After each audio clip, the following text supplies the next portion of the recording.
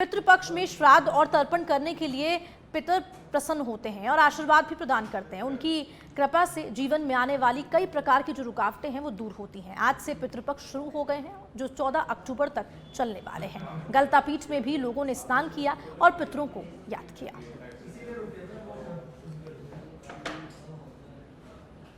किसी की मृत्यु अमावस्या को हुई है, किसी पूर्णिमा को हुई है, तो पूर्णिमा का साथ पूर्णिमा को निकालते हैं, पड़वा का साथ पड़वा को निकालते हैं। तो इसमें क्या होता है कि सबसे पहले स्नान करने के बाद उनको स्नान करवाते हैं, फिर उनके निमित्त दान करते हैं ताकि उनको शांति मिले। गौ दान करते हैं, अन्न दान करते हैं और गायों को चारा खिलाते हैं और बंदरों को केले, कबूतरों को अनाज खिलाते हैं ताकि अपने जो पूर्वज है उनको ये शांति मिले, और वो शांति मिलेगी तभी तो अपन को आशीर्वाद देंगे।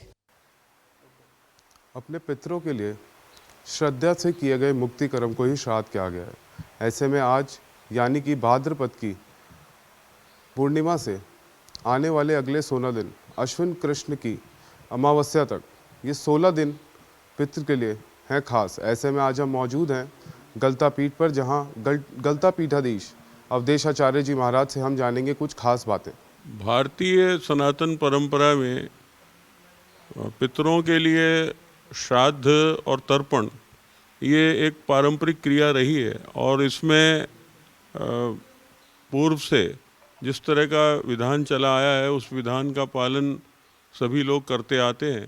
और पितरों से जो है उनके ऋण से मुक्ति के लिए और उनकी प्रसन्नतार्थ ये सब कर्म किया जाता है, जो वस्तुतः उत्तर कर्म कहलाता है। लेकिन ये कर्म हमारे यहाँ जैसा कहा है कि 3 ऋण मनुष्य पर होते हैं, देव ऋण, ऋषि ऋण और पितृ ऋण। तो पितृ ऋण की जो मुक्ति है वो इस क्रिया के द्वारा होती है।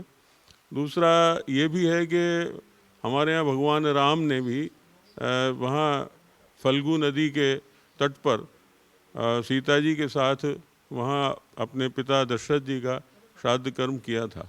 तो ये पारंपरिक है और ये चला आता है त्रेता युग से। भगवान राम सदैव भारतीय सनातन परंपरा में अनुकरणीय रहे, लेकिन भगवान कृष्ण ने भी श्राद्ध किए हैं, ये उल्लेख महाभारत में है।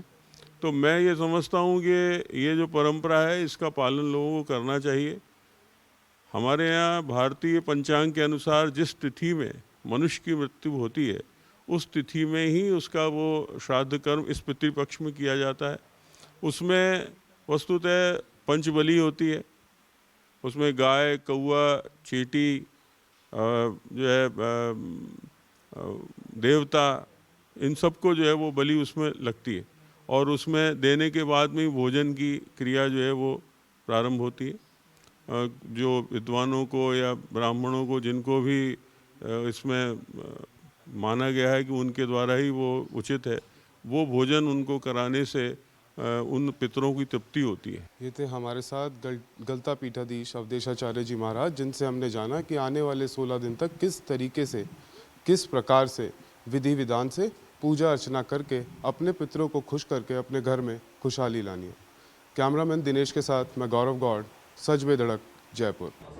तो वहीं जयपुर की अरावली पहाड़ियों से स्थित गलता पीठ उत्तर भारत की प्रमुख वैष्णव पीठ है, जो ऋषि गालव की तपोस्थली है। और आपको ये भी बता दें कि 519 साल से भगवान राम के तीनों स्वरूपों की पूजा एक साथ होती है, जिसके चलते रोज हजारों भक्त दर्शन के लिए यहाँ पर आ रहे हैं। ऐसे में गलता पीठाधीश अवधेश आचार्य ने सच बेधड़क के जरिए भक्तों से गंदगी नहीं फैलाने की अपील की है।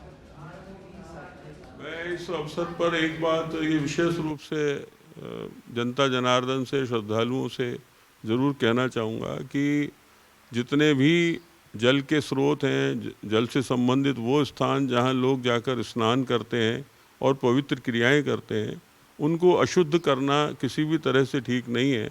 और वहाँ जाकर के उनमें किसी भी तरह की वस्तु का डालना वो उस जल को प्रदूषित करने के ही क्रिया में सहयोग दे रहा है।